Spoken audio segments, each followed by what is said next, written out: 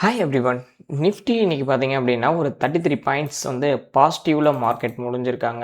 23,412.60ல வந்து மார்க்கெட் வந்து முடிஞ்சிருக்கு. ஸோ நம்ம இன்னைக்கு வீடியோஸ் வந்து என்ன குடுத்துருந்தோம், மார்க்கெட் இன்னைக்கு என்ன நடக்க பாசிபிள் அப்படின்னு சொல்லியிருந்தோம் அப்படின்னு பார்த்தீங்கன்னா, ஸோ மார்க்கெட் வந்து இந்த ப்ரீவியஸ் டே க்ளோஸ் இருக்காங்க இல்லையா? இந்த க்ளோஸுக்கு கீழ மார்க்கெட் வந்து க்ளோஸ் வச்சது அப்படின்னா, மார்க்கெட் வந்து இந்த லெவல் வரைக்கும் வரணும்னு சொல்லியிருந்தோம். எந்த மாரி சொல்லியிருந்தோம் அப்படின்னா, இந்த லெவல எக்ஸ்ட்ரீமா குடுத்துருந்தோம். பட் ஆனா இந்த இடத்துல ஒரு கேப் இருக்கு அப்படிங்கிறத சொல்லியிருந்தோம். இந்த கேப்ல எங்கேருந்து வேணாலும் மார்க்கெட் வந்து திரும்பலாம். பட் நம்ம அதனால எக்ஸ்ட்ரீம் லெவலையே வந்து மார்க் பண்ணி குடுக்குறோம் அப்படின்னு சொல்லிட்டு மார்க் பண்ணியிருந்தோம். மார்க்கெட் எக்ஸாக்ட்டா இந்த கேப்ல வந்து ஜஸ்ட் டேப் பண்ணிட்டு மார்க்கெட் திரும்பிருச்சு. ஸோ இந்த இடம் பார்த்தீங்க அப்படின்னா உங்களுக்கு தெரியும். ஸோ அந்த கேப் கிட்ட மார்க்கெட் வந்து ஜஸ்ட் வந்துட்டு திரும்பியிருக்காங்க. அதே போல மார்க்கெட் வந்து 24,400க்கு மேல சஸ்டெயின் ஆனா மார்க்கெட் மேல போலாம். அப் டூ 23,583 இந்த ரேஞ்ச் குடுத்துருந்தோம். கரெக்ட்டா மார்க்கெட் அந்த இடத்துக்கு போயிருக்கான் பாருங்க. ஸோ இது வந்து மார்க்கெட் நடந்ததுக்கு அப்புறம்லாம் நம்ம சொல்லல. ப்ரீவியஸ் வீடியோவ எடுத்து பாருங்க. நம்ம என்ன சொன்னோம், என்ன நடந்துச்சுன்னு தெரியும். அந்த இடத்துல போட்ட கீ லெவல கூட நான் மாத்தாம லைன் அப்படியே வச்சிருக்கேன். ஓகேங்களா? ஜஸ்ட் இந்த மார்க் பண்ணியிருப்போம். அத மட்டும் நான் கிளியர் பண்ணியிருப்போம். ஏன்னா, சாட் வந்து ப்ராப்பரா இருக்காது. பட் கீ லெவல் இதுதான் நம்ம ட்ரேட் பண்றதுக்கு. அதனால ஸோ நம்ம குடுத்தது வந்து மார்க்கெட் நடந்ததுக்கப்புறம் எந்த இடத்துலயுமே கோடு போட்டு குடுக்கல. மார்க்கெட் வர்றதுக்கு முன்னாடியே மார்க்கெட் வந்து இங்க தான் போகணும் அப்படிங்கிறத சொல்லிட்டோம். ஸோ மார்க்கெட் ஓப்பன் ஆகும்போது பார்த்தீங்கன்னா, ஒரு 17 பாயிண்ட் வந்து நெகட்டிவ்ல ஓப்பன் ஆனாங்க மார்க்கெட்டு. ஸோ ஓப்பன் ஆன மார்க்கெட் ஃபர்ஸ்ட்டு 5 மினிட்ஸ்ல இந்த இடத்துல போக முடியல. ஓகேங்களா? ஸோ மார்க்கெட் வந்து ஒரு ரிஜெக்ஷன் குடுத்துருந்துச்சு. சஸ்டெயின் ஆகல. அதுக்கப்புறம் பார்த்தீங்க அப்படின்னா, மார்க்கெட் கீழ வந்தது. இந்த கேப்ப வந்து டேப் பண்ணிட்டு, இங்கருந்து மார்க்கெட் வந்து இந்த இடத்துல ஜஸ்ட் வந்து பிரேக் அவுட் குடுத்துருந்தாங்க இந்த லெவல. அதுக்கப்புறம் மார்க்கெட் கீழ வந்துட்டு, இங்க இருக்கிற ஆர்டர்ஸ வந்து எடுத்துட்டு இன்பேலன்ஸ் கேண்டில்லேருந்து மார்க்கெட் திரும்பவும் மேல போக ஆரம்பிச்சுருச்சு. ஓகேங்களா? இதுதான் இன்னைக்கு நடந்த சினாரியோ. நாளைக்கு என்ன நடக்கலாம்? இப்போ வந்து நம்ம எப்பயும் மார்னிங் தான் வீடியோஸ் குடுத்துட்ருக்கோம். இன்னைக்கு என்ன பண்ணுறோம் அப்படின்னா, நைட்டே வந்து வீடியோஸ் வந்து ரெக்கார்ட் பண்ணுறோம். ஸோ 11:45 நைட் ஆகிட்டுருக்கு. ஸோ ஏன் இப்போ பண்ணுறோம்னா, காலையில நம்ம கொஞ்சம் அவைலபிள் இருக்க மாட்டோம். நாளைக்கு ட்ரேட் பண்ணுவோமா அப்படிங்கிறதுமே கொஞ்சம் டவுட் தான். ஏன்னா நம்ம கொஞ்சம் வேலை இருக்குது. ஏர்லி மார்னிங் கொஞ்சம் ட்ராவல் இருக்க போகிறதுனால, ஸோ மார்க்கெட் வந்து பார்த்துட்டு அப்போ என்னால் கொடுக்க முடியாமல் போகலாம் அப்படிங்கிறதுனால டெக்னிக்கல் வந்து கொடுத்துட்ருக்கோம்.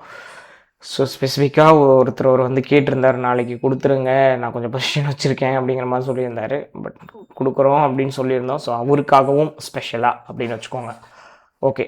அதனால இப்ப இருக்கிற சினாரியோல கிஃப்ட் நிஃப்டி எப்பயுமே நம்ம ஒரு இண்டிகேஷனுக்காக மட்டும் தான் எடுத்துப்போம். இது மார்னிங் 6:30க்கு ஓப்பன் ஆகும்போது என்ன வேணா நடக்கலாம். இப்போ பார்த்தீங்க அப்படின்னா, மார்க்கெட் ஃப்ளாட்டாவே முடிஞ்சுச்சு. எந்த இடத்துல அப்படின்னா, நம்மளோட மார்க்கெட் டைமே எடுத்துக்கோங்களேன். ஒரு 3:30 மணிக்கு நம்மளோட மார்க்கெட் டைம் வரைக்கும் பார்த்தீங்கன்னா, 23,450ல மார்க்கெட் க்ளோஸ் ஆனத எடுத்துக்கோங்க. 23,450 ஓகேங்களா? அதில தான் முடிஞ்சிருக்கு மார்க்கெட்டு. So close. அதில இருந்து இப்போ பார்த்தீங்க அப்படின்னா, மார்க்கெட் ஆல்மோஸ்ட் வந்து மோர் தென் 100 பாயிண்ட். ஒரு செகண்ட்ஸில் கிளியர் ஆகிடுச்சு. ஓகே, 100 பாயிண்ட்ஸுக்கு மேலே தான் இருக்குது. ஓகேங்களா? இது நாளைக்கு நடக்கலாம், நடக்காமலும் போகலாம், என்ன வேணா இருக்கலாம். பட் இப்போ இருக்கிற லெவல் பேஸ் பண்ணி ஒரு 100 பாயிண்ட்ஸுக்கு மேலே மார்க்கெட் வந்து பாசிட்டிவ் சினாரியோவில் இருக்குது. நம்ம டெக்னிக்கலும் எப்படி இருக்குது அப்படிங்கிறதையும் பார்த்துடலாம்.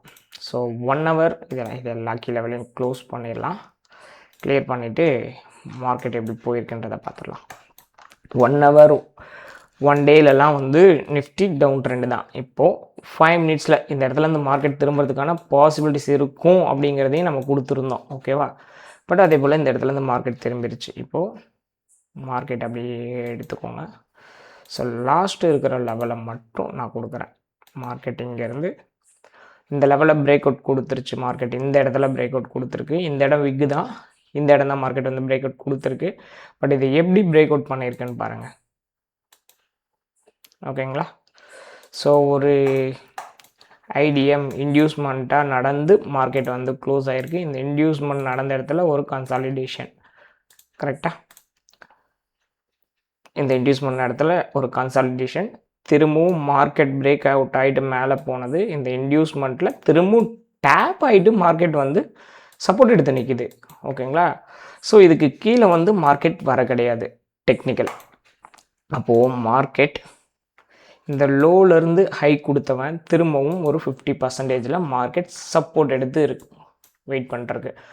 அப்போது மார்க்கெட் வந்து ஒரு 50% சப்போர்ட் கொடுத்துருச்சு அப்படின்னா, இந்த ஹை டு லோ ட்ராப் பண்ணிங்க அப்படின்னா மார்க்கெட் இங்கேருந்து அப்சைடில் போகலாம் அப்படின்னா நிஃப்டி இப்போதைக்கு பாசிட்டிவ் சினாரியோ இருக்குது.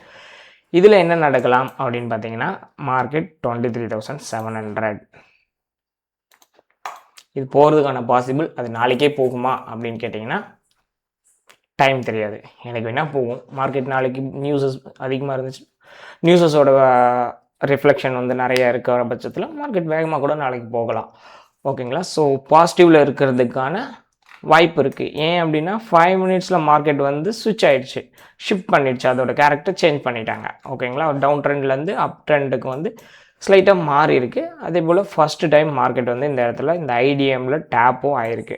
ஓகேங்களா? இந்த டேப்பான மார்க்கெட் இங்கேருந்து மேலே போகிறதுக்கான பாசிபிலிட்டிஸ் இருக்குது. ஒன்று, ஒரு வேளை டவுனில் வரணும் அப்படின்னா எந்த இடத்துக்கு கீழே இருக்கணும்னா இந்த லெவலுக்கு கீழே இருக்கணும்.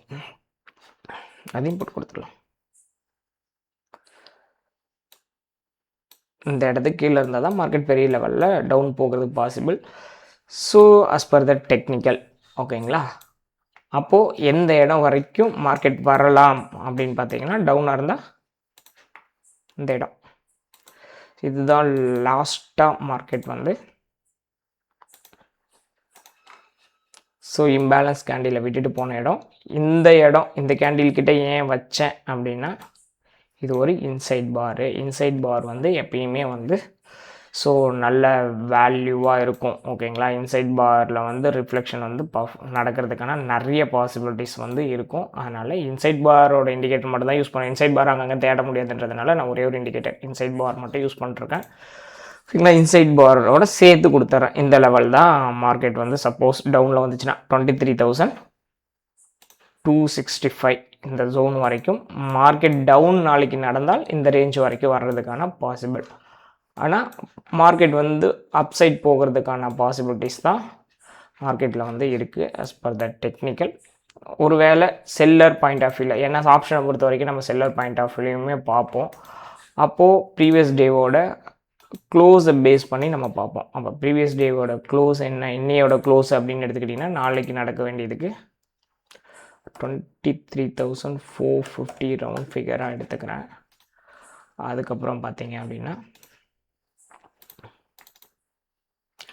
மார்க்கெட் க்ளோஸ் ஆனது 23,412.60. ஓகேங்களா? இதுதான் க்ளோஸு. ஓகே, திரும்ப ஸ்விட்ச் டு 5 மினிட்ஸ். அப்போ மார்க்கெட்டு இந்த லெவலுக்கு கீழே வரணும் கண்டிப்பாக. ஓகேங்களா? இந்த லெவலுக்கு கீழே 23,370க்கு கீழே மார்க்கெட் இருந்தால் மட்டும்தான் மார்க்கெட் வந்து இந்த கன்சாலிடேஷன் ஃபேஸுக்கு கீழே இருந்தால் தான் மார்க்கெட் வந்து டவுனில் போகிறதுக்கான பாசிபிள். க்ளோஸுக்கு கீழேயும் இந்த லெவலுக்கு கீழேயும் 23,365க்கு கீழே மார்க்கெட் இருந்தது அப்படின்னா மார்க்கெட் டவுனில் போகிறதுக்கான பாசிபிலிட்டிஸ் வந்து இருக்கும். ஒன்று இந்த இடத்துல. ஓகேங்களா? இந்த இடத்த க்ளோஸ் பண்ணும்போது இங்கே வரைக்கும் வரலாம். இதையும் மார்க்கெட் பிரேக் பண்ணால் எங்கெங்கே போகும் அப்படின்னு கேட்டிங்கன்னா, இங்கே இன்னுமே மார்க்கெட் வந்து ஃபில் பண்ணாத ஒரு இடம் இருக்குது. ஓகேங்களா? ஒரு 23,100 அந்த ஜோன் வரைக்கும் போகலாம், இந்த கேப்பை ஃபில் பண்ணாத இடம். ஸோ அப்ராக்சிமேட்டாக தான் இந்த இடத்த கொடுக்குறேன். கீ லெவலில் பர்ஃபெக்டாக எடுத்துக்கோங்க நீங்கள் பண்ணும்போது. ஸோ ஜஸ்ட் எஜுகேஷன் பர்பஸ்க்காக கீ லெவல் மட்டும் பார்க்குறதுனால. அப்போது டவுன் அப்சைடில் போகணும் அப்படின்னா 23,700 வரைக்கும் போகலாம். பட் இமிடியேட்டாக போகிற இடம் எங்கே இருக்குது அப்படின்னு பார்த்தீங்கன்னா 23,600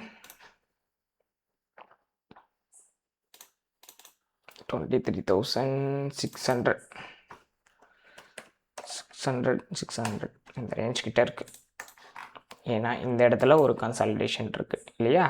அதனால் இதை எடுத்துக்கிட்டேன். ஸோ கீ லெவலாக எடுத்துக்கிட்டிங்கன்னா இன்னையை விட ஹை, என்னோட ஹை ஃபஸ்ட் லெவல். ஏன்னா இது ஒரு ஓகே ஃபில் பண்ணியிருக்கு. ஓகேங்களா? இந்த இன்சைட் பார் வந்து இந்த இடத்த ஃபில் பண்ணியிருக்கு. ஸோ அதனால தான் இந்த இடத்த கொடுக்காம இந்த கன்சாலிடேஷனை கொடுத்துருக்கேன். சரிங்களா? ஓகே. அப்போது 23,600 to 650 இந்த ஜோன் வரைக்கும் மார்க்கெட் போகலாம் அப்சைடில். இந்த லெவலுக்கும் மேலே இருக்குது அப்படின்னா எங்கெங்கே போவோம் அப்படின்னு கேட்டிங்கன்னா 23,700, ஓகேங்களா? 700 to 770 இந்த ரேஞ்ச் கொடுத்துருக்கோம். இந்த இடத்துக்கு மார்க்கெட் போகிறதுக்கான பாசிபிள். ஸோ அப்போ மார்க்கெட் நாளைக்கு பாசிட்டிவில் இருக்கிறதுக்கான வாய்ப்புகள் கொஞ்சம் அதிகம். டவுனில் இருக்கணும் அப்படின்னா 23,370க்கு கீழே இருக்கணும். அப்போ தான் மார்க்கெட் வந்து டவுனில் வரும். அது வரைக்கும் மார்க்கெட் வந்து அப்சைடில் போகிறதுக்கான வாய்ப்புகள் தான் ரொம்பவே அதிகம். நாளைக்கு எப்படி இருக்குது அப்படிங்கிறத மார்க்கெட்டை வந்து வெயிட் பண்ணி பார்க்கலாம். இப்போ கூட பாருங்கள், கிஃப்ட் நிஃப்டி வந்து இன்க்ரீஸ் ஆகிட்டே தான் இருக்குது. பட் காலையில் இதுவே நடக்கணுமா நடக்காமல் இருக்கணுமா அப்படிங்கிறதெல்லாம் தெரியாது. ஸோ அது எப்படி வேணால் ரிஃப்ளெக்ட் ஆகும். பட் நம்மளுக்கு டெக்னிக்கல் என்ன சொல்லுது அப்படிங்கிறத பாருங்கள். ஃப்ளாட்டாக ஓப்பன் ஆனால் இந்த சினாரியோ ஒரு வேளை கேப் அப் நடந்துருச்சு அப்படின்னா மார்க்கெட் வந்து இந்த ஜோனுக்கிட்டே இருக்கும். 23,600 கிட்டேயே இருக்கலாம். அப்படின்னா ஒரு 100 பாயிண்ட்ஸ். ஸோ 100 பாயிண்ட்ஸ் எந்த இடத்துல இருக்குது அப்படின்னு பார்த்தீங்கன்னா 412 ஒரு 100 பாயிண்ட்ஸ் இந்த ஜோன் லெவல்கிட்ட இந்த ஒரு கன்சால்டேஷன் இருக்கு இல்லையா, இந்த கன்சால்டேஷன் லெவல்கிட்ட இருக்கலாம்.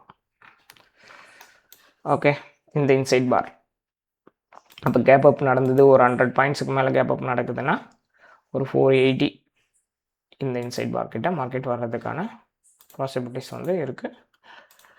நாளைக்கு வெயிட் பண்ணி பார்ப்போம். இதுதான் கீ லெவல். ஸோ இந்த டைமில் கொடுத்துட்ருக்கிறதுக்கு ரீசன் நாளைக்கு வேலை இருக்குதுன்னு நான் கொடுக்காம கூட போகலாம். மார்க்கெட்டில் வந்து ஒருத்தருக்காக இந்த வீடியோவை நான் டெவலப் பண்ணுறேங்க.